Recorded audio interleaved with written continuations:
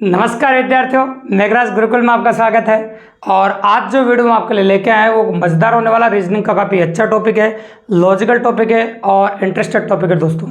तो आज जो टॉपिक हम स्टार्ट करने वाले हैं आपके सामने बताने वाले हैं, कंप्लीट वीडियो लेंगे उस टॉपिक के बारे में। और टॉपिक है आपका कथन और तर्क।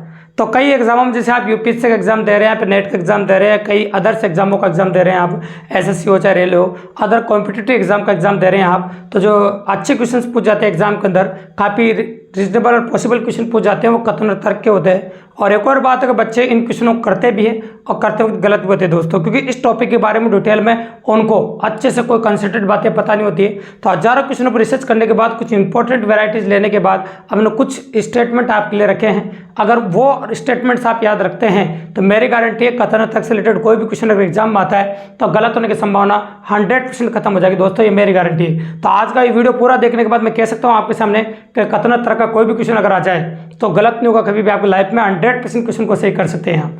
तो कथन और तर्क की बात करेंगे अपन, टॉपिक काफी मजेदार है और काफी इंटरेस्टेड टॉपिक है। तो कथन और तर्क में क्या होता है, आपको कथन दिया जाता है और 2 तर्क दिए जाते हैं, फिर 3 तर्क भी हो सकते हैं एग्जाम के अंदर। ये एग्जाम पर डिपेंड करता है कि तर्क कितने हैं, 2 भी हो सकते हैं या तर्क 3 भी हो सकते हैं, ये डिपेंड करता है एग्जाम पे। और एक कथन आपको दिया जाता है, ठीक है। तो तर्क क्या होता है, कथन क्या होता है, अंग्रेजी में बोलते हैं स्टेटमेंट एंड आर्ग्यूमेंट, और बिल्कुल देसी भाषा में राइट में बोले तो कह सकते हैं अपन 17 मुंडा और 17 बाता। इस टॉपिक का नाम है, अपन कह सकते हैं 17 मुंडा और 17 बाता। तो ये रे बिल्कुल हड़ती भाषा में कह सकते हैं अपन, है ना। और अंग्रेजी में बोलते हैं स्टेटमेंट एंड आर्ग्यूमेंट, हिंदी में बोलते हैं कथन और तर्क। अब मैं ये कह रहा हूँ आपके सामने कि एक स्टेटमेंट लेते हैं अपन, मतलब कथन ले लेते हैं अपन, और कथन से अपन कुछ तर्क बोल रहा हूँ मैं आपके सामने। जो तर्क दिए जाते हैं हमेशा हाँ और ना में दिए जाते हैं, जो तर्क आपको दिए जाएंगे। तो देखो क्या होता है, कोई भी बात हम जब रखते हैं किसी के सामने, या कोई भी कथन हम देते हैं किसी के सामने, कोई भी बात रखेंगे तो एक याद रखेगा, उसके ऊपर वो अपने विचार व्यक्त करेगा। जो विचार व्यक्त किए जाते हैं वही तर्क होते हैं, ठीक है। जैसे मैं कोई भी मुद्दा रख रहा हूँ, कोई भी बात बोल रहा हूँ आपके सामने, तो मैं रख रहा हूँ आपके सामने, फिर उस पर अलग अलग लोगों की राय जानूंगा। जैसे 4 लोगों की मैंने राय जानी, तो हो सकता है 4 लोगों की राय अलग अलग ही, बिल्कुल सही बात है। जो तर्क होता है वास्तव में अलग अलग होता है, और हो सकता है सभी लोगों के जो तर्क है वो अलग अलग हो। तो भाई तर्क भी याद रखिएगा आप, 2 प्रकार के तर्क होते हैं। एक तो फर्बल, फर्बल को टोस भी कह सकते हो आप, और एक होता है आपका निर्बल तर्क। तो एक कह सकते हैं अपन फर्बल तर्क हो सकता है, और एक हो सकता है आपका निर्बल तर्क। तो 2 तरह के तर्क आप देख सकते हैं, बिल्कुल सही बात है कि 2 तरह के तर्क होते हैं, एक तो फर्बल होता है, एक निर्बल होता है। और जो कहानी मैं आपके सामने सुना रहा हूँ आज, और जो कथा मैं आपके सामने सुना रहा हूँ, अगर ईमानदारी से आप एक लाइन में सुनते हैं आप उसको और अच्छे से क्लियर करते हैं, तो किसी भी एग्जाम में आए क्वेश्चन आराम से कंसल्ट कर पाएंगे आप, ठीक है, और आराम से करेंगे। देखो सुनिए, तो फर्बल नाम का एक व्यक्ति है, मान लो कटघरे में खड़ा है। कटघरा जानते हो, जहां पर अदालत होती है, उसमें जो मुजरिम खड़ा रहता है ना, वहां पर खड़ा है मान लो। तो मैं ये कह रहा हूं आपके सामने कि फर्बल नाम का एक व्यक्ति है जो कटघरे में खड़ा है। फर्बल नाम का जो व्यक्ति है एक कटघरे में खड़ा है, और वो क्या बोल रहा है, देखो सुनिएगा। मैं जो भी बोलता हूँ सत्य बोलता हूँ, वास्तविक बोलता हूँ, स्पष्ट बोलता हूँ। लैंग्वेज सुनना, मैं जो भी बोलता हूँ सत्य बोलता हूँ, वास्तविक बोलता हूँ, स्पष्ट बोलता हूँ, किसी और से तुलना नहीं करता, हमेशा अपने दायरे में रहता हूँ, कभी भी प्रशंसक नहीं होता हूँ, और मैं द्विव अर्थी नहीं होता हूँ, मेरे लिए 2 अर्थ नहीं निकलते हैं। कभी कभी वैज्ञानिक तथ्यों पर आधारित होता हूँ, भारतीय कला संस्कृति को मानता हूँ, है ना।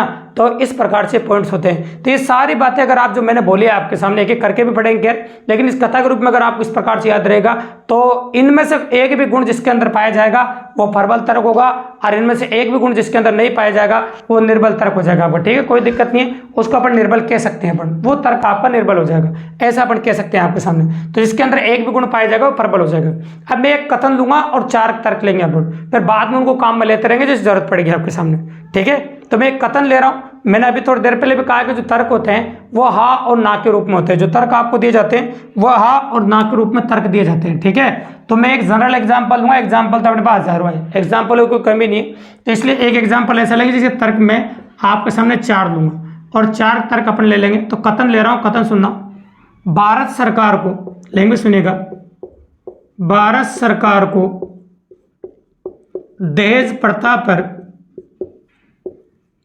भारत सरकार को दहेज प्रथा पर पूर्ण प्रतिबंध लगा देना चाहिए,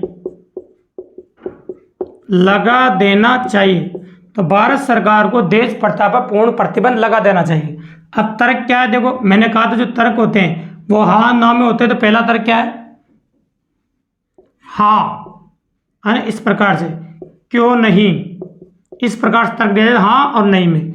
तो हमें से एक बात गांठ बांध लेना, कई बच्चों को मन में बात आ जाती है कि सर हाँ में दिए जाते हैं तो प्रबल होते हैं, ना में दिए जाते हैं तो निर्बल होते हैं। ऐसा बिल्कुल भी नहीं है भैया, कई बार ना वाले भी प्रबल होते हैं और कई बार हाँ वाले भी निर्बल होते हैं। तो इस बात पर तो बिल्कुल भी मत रखना कि आपका हाँ वाले प्रबल होते हैं, ऐसा कुछ भी नहीं होता है। और ये जो भी बोलता है बिल्कुल गलत बोलता है भी, याद रखेगा। तो मैं कह रहा हूँ हाँ क्यों नहीं, है ना, ऐसा करने से, हाँ क्यों नहीं ऐसा करने से देशपरता के कारण हो रही आत्महत्याओं पर, हत्या कह सकते हैं अपन, आत्महत्याओं पर काफी हद तक काबू पा सकते हैं। ये तर्क अपन ज्यादा ले रहे हैं ताकि बड़े सीखो आप। एक है आपके सामने तर्क, नहीं ऐसा करने से देश की अर्थव्यवस्था पर असर पड़ेगा।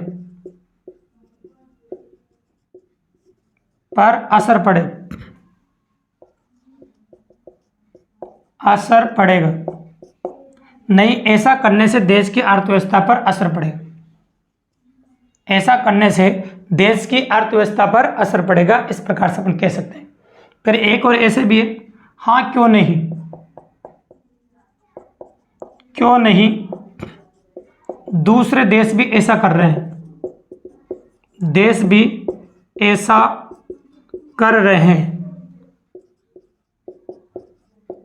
हाँ क्यों नहीं दूसरे देश भी ऐसा कर रहे हैं।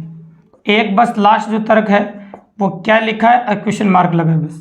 तो इस प्रकार के टोटल 4 तर्क लिए अपन ने। वैसे तो एग्जाम में आपको ज़्यादा पॉसिबिलिटी बनती, आप यूपीएससी की तैयारी कर रहे हैं, फिर किसी भी एग्जाम की तैयारी कर रहे हैं तो तर्कों की संख्या ज़्यादा भी हो सकती है। अगर जितना बड़ा एग्जाम है तर्कों की संख्या कम भी हो सकती है जितना छोटा एग्जाम है। बस आप तरीका समझिए, सबसे इंपॉर्टेंट बात ये। तो मैंने एक कहानी सुनाई थी, उसको एक एक करके डिटेल में कंसल्ट करने वाले हैं अपन। तो मैं ये कह रहा हूँ आपके सामने क्वेश्चन को एक एक करके क्लियरली समझते जाएंगे, जैसे पॉइंट क्लियर होते जाएंगे। तो मैंने बोला था पहली लाइन में आपने सुना होगा, प्रबल तर्क बोल रहा था मैं जो भी बोलता हूं सत्य बोलता हूं। तो पहली लाइन मैंने सत्य बोली थी, अगर आपने सुना होता अच्छे से। तो प्रबल तर्क हमेशा सत्य होते हैं, जबकि निर्बल तर्क जो होते हैं वह असत्य होते हैं। निर्बल जो तर्क होते हैं वह असत्य होते हैं, ठीक है। निर्बल जो तर्क होते हैं वह असत्य होते हैं। प्रबल तर्क सत्य होते हैं और निर्बल तर्क क्या होते हैं आपके, असत्य होते हैं। सत्य कैसे, सत्यता पर आधारित होते हैं, मतलब कथन के अनुरूप वो सत्यता पर आधारित होने चाहिए। अगर कथन के अनुरूप वो सत्यता पर आधारित होंगे तो बिल्कुल सिंपली आप क्वेश्चन कर पाएंगे। जैसे मैंने कथन देखो सत्यता पर कैसे आधारित, जैसे कथन में बोला भारत सरकार को देश प्रथा पर पूर्ण रूप से प्रतिबंध लगा देना चाहिए। कथन में बोला भारत सरकार को देश प्रथा पर पूर्ण रूप से प्रतिबंध लगा देना चाहिए। अब पहला तर्क क्या बोल रहा, हाँ क्यों नहीं ऐसा करने से देश प्रथा को आत्महत्या पर काफी हद तक काबू पा सकते हैं। तो मैंने यूं तो कहा नहीं कि 100% काबू पा सकते हैं। अगर वास्तव में हम ऐसा करते हैं तो ऐसा पॉसिबल है। आत्महत्याओं पर देश प्रथा कारण आत्महत्याएं जो हो रही है उन पर हम काबू पा ही सकते हैं, बिल्कुल सही बात है। कई लोग जो देश प्रथा पर आत्महत्याएं हो रही है तो देश नहीं देना पड़ेगा इसलिए आत्महत्याएं नहीं करेंगे, तो काफी हद तक हम काबू पा सकते हैं। तो मतलब ये सत्य बात है। अपन कहते हैं तर्क नंबर जो फर्स्ट है वह आपका सत्य है। सत्य है इसलिए प्रबल है, सत्य है इसलिए प्रबल है, ऐसा कह सकते हैं अपन। तर्क नंबर जो फर्स्ट है वो सत्य है, कथन के अनुरूप सत्य है, क्योंकि ऐसा करेंगे तो ऐसा जरूर होगा, ये सत्य है। लेकिन मैंने बोला नहीं ऐसा करने से देश की अर्थव्यवस्था पर असर पड़ेगा। क्या हमारे देश की अर्थव्यवस्था देश लेने और देश देने पर डिपेंड करती है? क्या हमारे देश की अर्थव्यवस्था सिर्फ देश देने और देश लेने पर डिपेंड करती है? नहीं, हमारे देश की अर्थव्यवस्था देश देने और देश लेने पर डिपेंड नहीं करती है। अतः कह सकते हैं अपन असत्य है। असत्य तो आप कह सकते हैं निर्बल है, जो असत्य होता हो तो निर्बल होता है, सौभाग्य सी बात है। तो ये निर्बल हो जाएगा आपका, क्योंकि हमारे देश की जो अर्थव्यवस्था है वो देश लेने और देने पे थोड़ी डिपेंड करती है। तो समझ गए आप, प्रबल तक सत्य होता है। सत्य कैसे, कथन के अनुरूप सत्य होना चाहिए, कथन की बात को सत्यता पर आधारित होना चाहिए, और जो असत्यता पर आधारित होता है वो निर्बल होता है। तो देखते एकदम क्लियर पता होता है कि सत्य जो घटनाएं होती है वो सत्य होती है, असत्य जो काल्पनिक होती है अलग होती है वो निर्बल होती है, ठीक है। सिंपल सी बात है। ये हो गया आपका पहला पॉइंट सत्य। तो गांठ बांध लेना, प्रबल तर्क हमेशा सत्य होना चाहिए, निर्बल तर्क होगा असत्य कभी भी, मतलब प्रबल नहीं होगा मतलब निर्बल होगा। दूसरा होगा आपका, मैंने बोला था आपके सामने वास्तविक। प्रबल तर्क वास्तविक होता है। प्रबल तर्क क्या होता है, वास्तविक, जबकि जो निर्बल तर्क होता है वो काल्पनिक होता है। निर्बल तर्क क्या होता है, काल्पनिक। प्रबल तर्क वास्तविक होता है, जबकि निर्बल तर्क क्या होता है आपका, काल्पनिक होता है। प्रबल तर्क जो होता है वो वास्तविक होता है, और निर्बल तर्क जो होता है वो क्या होता है आपका, काल्पनिक होता है। ये वास्तविक होता है, अरे क्या होता है, काल्पनिक।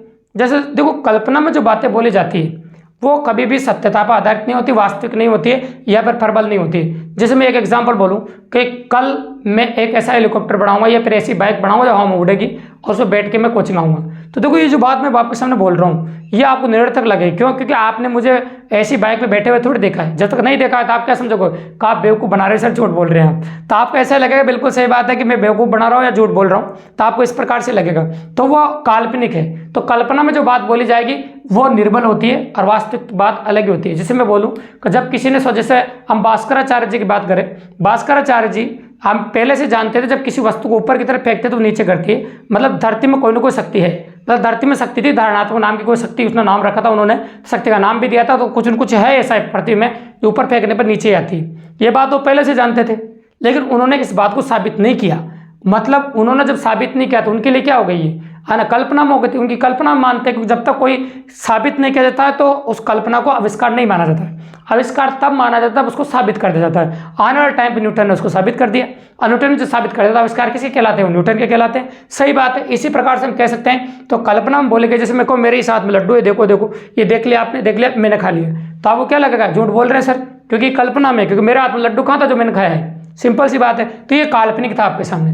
तो एक और बात याद है ना, कल्पना में जो बातें बोली जाएगी वो आपकी निरर्थक होगी, मतलब असत्य होगी, मतलब निर्बल होगी। और वास्तविक तो वास्तविक होता है, जो फैक्ट होता है वो आपका प्रबल होगा। ठीक है, तो ये था दूसरा पॉइंट। तीसरा था प्रबल तर्क स्पष्ट होता है। कहानी में जो तीसरा पॉइंट था आपका स्पष्ट था, और ये होगा आपका अस्पष्ट। निर्बल तर्क होता है अस्पष्ट होता है, और प्रबल तर्क जो होता है आपका स्पष्ट होता है। प्रबल तर्क जो होता है वो क्या होता है आपका स्पष्ट, और निर्बल तर्क होता है वो क्या होता है आपका अस्पष्ट होता है। ठीक है, तो मैं स्पष्ट कैसे, जैसे मैंने कोई भी बात बोली, जैसे मैंने बोलूं कि मैं कल कोटा जाऊंगा, मैंने से बोला मैं कल कोटा जाऊंगा, लेकिन जैसे ही मैंने कोई भी बात बोली और तुम्हारे दिमाग प्रश्नवाचक चिन्ह आ गया, इसका मतलब मैंने जो बात बोली वो स्पष्ट नहीं बोली भैया आपके सामने। जैसे मैंने बोला मैं कल कोटा जाऊंगा, ये बात सुनते आपके दिमाग में बात आ गई, कल कोटा क्यों जाएंगे, अरे किससे जाएंगे, ये दोनों क्वेश्चन आपके दिमाग में आ गए, तो फिर इसका मतलब मैंने स्पष्ट नहीं बोला है। जब स्पष्ट नहीं बोला है तो ये कह सकते हो वो निर्बल है, अस्पष्ट है। अगर मैं ये बोलता कल मैं अपनी बाइक से कोटा जाऊंगा अपने दोस्त को हॉस्पिटल में मिलना, तो मैंने एक एक बात आपके सामने क्लियर करी, आपके मन में कोई डाउट नहीं है। जब आपके मन में कोई भी डाउट नहीं है तो आप कह सकते हो 100% स्पष्ट है। तो क्या कह सकते हैं आप, स्पष्ट है, आप कह सकते हैं, मतलब क्लियर कर देते, स्पष्ट बोल दिया, और जो क्लियर नहीं किया वो अस्पष्ट होगा। तो जब भी कोई बात स्पष्ट बोली जाएगी, तब कंफर्म बोली जाएगी, तब कह सकते हो प्रबल है। ठीक है, कोई दिक्कत नहीं। इसके बाद मैंने कहा था आपसे ना, प्रबल तर्क तुलनात्मक नहीं होता है।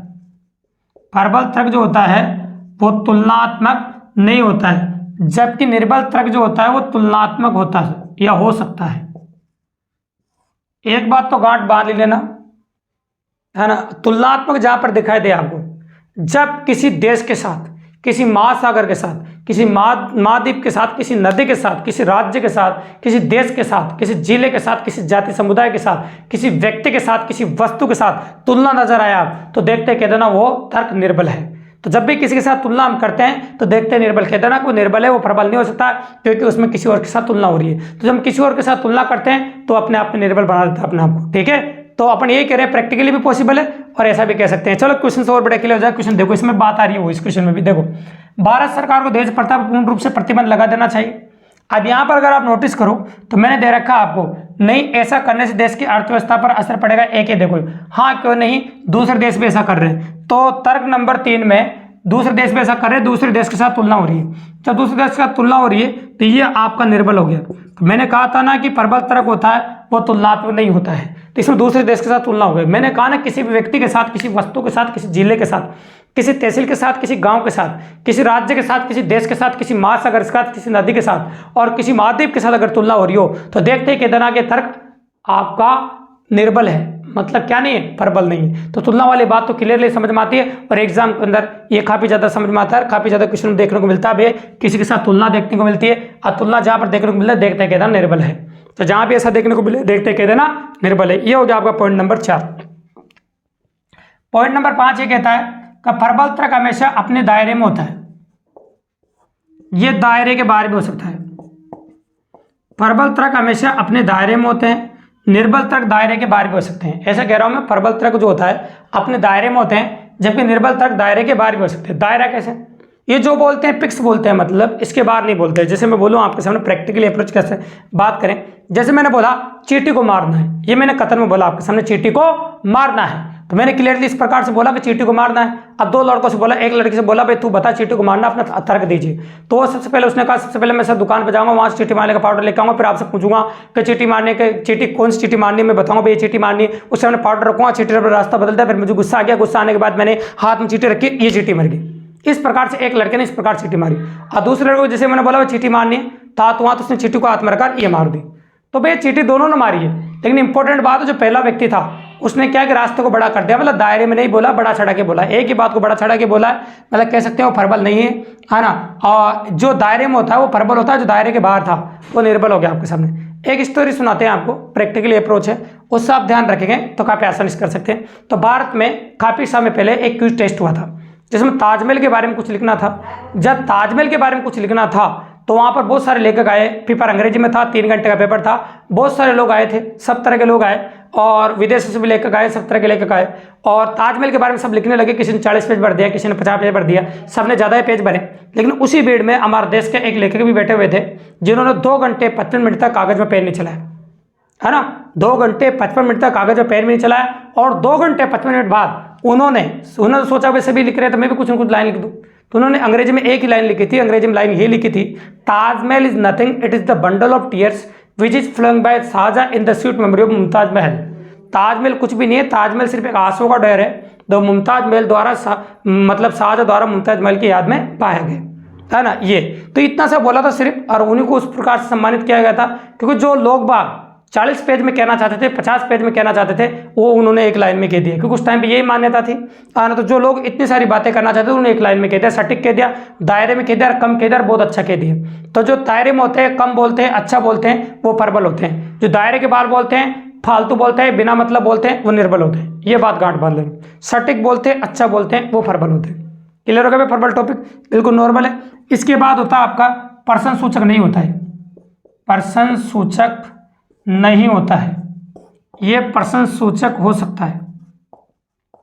तो जब भी किसी तर्क के पीछे प्रश्नवाचक चिन्ह लगा हुआ मिल जाए आपको, देखते केदार निर्बल है। जैसे ये लग रहा था ना क्या, ये चौथा वाला तर्क, तो देखते केदार निर्बल है, क्योंकि जब भी किसी तर्क के पीछे क्वेश्चन मार्क लगा हो, मतलब उसे क्वेश्चन ही समझ में नहीं आ रहा। जैसे बार बार मैं कह रहा हूं भारत सरकार को दहेज प्रथा पूर्ण रूप से प्रतिबंध लगा देना चाहिए, फिर बार बार वो कह रहे क्या, भाई तर्क कौन देता है? तर्क देता है विद्यार्थी, व्यक्ति दे रहे हैं। तो उसने बोला, फिर बोला भारत सरकार को दहेज प्रथा पूर्ण रूप से प्रतिबंध लगा देना चाहिए, तो स्टूडेंट कह रहा है क्या, जब उसको क्वेश्चन ही समझ में नहीं आ रहा भैया तो कहां से तर्क देगा, इसलिए निर्बल है वो। सिंपल सी बात है। तो जहां भी क्वेश्चन मार्क लगा जाए देखते कह देना वो निर्बल होता है। तो ये सबसे सिंपल है, काफी ज्यादा काम आता है, याद रखेगा। जब भी किसी तर्क के पीछे क्वेश्चन मार्क का चिन्ह हो तो देखते कह देना वो निर्बल है, 100% निर्बल है। सिंपल सी बात है। इसके बाद एक बात गांठ बांध लेना, मैं कह रहा हूं प्रबल तर्क हमेशा एक अर्थी होते हैं, प्रबल तर्क हमेशा एक अर्थी होते हैं, और निर्बल जो तर्क होते हैं द्विअर्थी होते हैं। मतलब निर्बल तर्कों के 2 अर्थ भी निकल सकते हैं। जो निर्बल तर्क होते हैं उनके 1 से अधिक अर्थ भी निकाले जा सकते हैं। जो निर्बल तर्क होते हैं उनके 1 से अधिक अर्थ भी निकाला जा सकते हैं। मतलब निर्बल तर्कों के 1 से अधिक अर्थ भी हो सकते हैं। मतलब द्विअर्थी होते हैं, उनका मतलब 2 अर्थ निकाले जा सकते हैं। कितने अर्थ निकाल सकते हैं पर? निर्बल तर्कों के 2 अर्थ निकल सकते हैं। जैसे कहते हैं ना कपिल शर्मा शो में, कपिल शर्मा मुंह से बोले के बाद द्विअर्थी होती है, मतलब डबल एंगल होता है। जैसे आपने 2 मुंडा के चकलोट देखी होगी, मेट्रो ट्रेन देखी होगी, है ना, तो उसके 2 मुंह होते हैं। तो कभी भी किसी बात के 2 मतलब नहीं निकलना चाहिए, एक बात का एक मतलब निकलना चाहिए, तब प्रबल होती है। अगर डबल माइंड बोली जाए बात, डबल अर्थी बोली जाए तो द्विअर्थी होती है, वो निर्बल होती है। एक बात गांठ बांध लेना। दिए गए तर्क में कोई भी बात में अगर ऐसा लगे द्विअर्थी है, 2 अर्थ निकल रहे हो तो निर्बल कह देना। एक ही अर्थ निकलना चाहिए, सटीक अर्थ निकलना चाहिए, बहुत अच्छा निकलना चाहिए, तब जाके कहोगे कि वो प्रबल है। वो एक ही अर्थ होना चाहिए उसका, ठीक है। तो इस प्रकार से होगा पॉइंट नंबर 7। इसके बाद यूं कह रहा हूं मैं आपके सामने कि प्रबल तर्क जो होता है वो कभी कभी वैज्ञानिक तथ्यों पर आधारित होते हैं, और वैज्ञानिक तथ्यों पर आधारित होगा इसे प्रबल होगा, इसे स्वाभाविक सी बात है। वैज्ञानिक तथ्य प्रबल ही होते हैं क्योंकि सत्य होते हैं। वैज्ञानिक जितनी घटनाएं वैज्ञानिकों ने जो आविष्कार किए वो सत्य होते हैं। कला संस्कृति है वो भी सत्य है ना। और संवैधानिक बातें हैं वो भी सत्य हैं। तो ये सत्यता पर आधारित है तीनों बातें, तो ये सारी प्रबल ही होती हैं। तो ये लास्ट में कभी कभी छोटे छोटे क्वेश्चनों में काम आ जाता है, इसलिए पता वैज्ञानिक तथ्य पर आधारित होता है, कला संस्कृति पर आधारित होता है, संवैधानिक बातों पर आधारित होता है। इस प्रकार से ईमानदारी से जो 8 पॉइंट आपको बताए गए, अगर 8 पॉइंटों को आप दिमाग में बिठा लेते हैं तो कथन और तर्क से रिलेटेड कोई भी क्वेश्चन भले एग्जाम में आ जाए, किसी भी एग्जाम में किसी भी प्रकार का क्वेश्चन आ जाए, मेरी गारंटी कभी भी गलत होने की संभावना 1% भी नहीं, और गलत होगा ही नहीं, मेरी गारंटी 100% आप क्वेश्चन कर सकते हो। ये एक ही वीडियो देखने के बाद आप यूपीएससी दे लो, तुम्हारी नेट दे लो, तुम्हारी मर्जी पर जो एग्जाम दे लो, और कथन और तर्क का कोई भी क्वेश्चन आ जाए तो गलत हो जाए तो मुझे बता देना दोस्तों। फिर भी अगर कथन और तर्क का कोई भी क्वेश्चन किसी भी एग्जाम के मिला हो आपको कहीं भी, और आपको नहीं आया हो इस वीडियो को देखने के बाद, कमेंट बॉक्स में कमेंट जरूर कीजिए दोस्तों। और इसके डीपीएस भी आपको चाहिए, क्वेश्चन भी चाहिए आपको लेटेस्ट, तो कमेंट बॉक्स में अपने नंबर्स आप लिखवाइए या अपने नंबर दीजिए, उस नंबर पर मैं आपको डीपीएस भेजूंगा दोस्तों। और डीपीएस तो सबको मिलेगी, इसे कंटिन्यू अगर आप मेरे वीडियोस देख के तैयारी कर रहे हैं तो हर तरह की मदद आपको मिलेगी दोस्तों, क्योंकि free of cost math reasoning हमारा मकसद ये है जो बच्चे कोचिंग्स नहीं कर पा रहे, पेड कोर्स नहीं कर पा रहे हैं, वो free of cost math reasoning पढ़ सके हमारे चैनल के माध्यम से दोस्तों। धन्यवाद।